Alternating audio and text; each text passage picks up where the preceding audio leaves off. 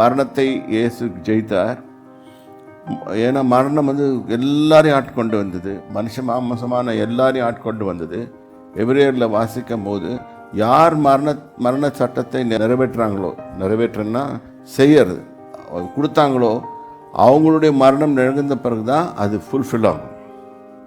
இது தேவனுடைய சட்டம், இதெல்லாம் தேவனுடைய ஆலோசனைகள். அதே மாதிரி ஞானஸ்நானம் எப்படி தேவனுடைய ஆலோசனையாக இருக்குது, நிறைய பேருக்கு புரியாது. ஏன் ஞானஸ்நானம் எடுக்கிறோன்னு தெரியாது. தேவனுடைய ஆலோசனைன்னு போட்டிருக்குது.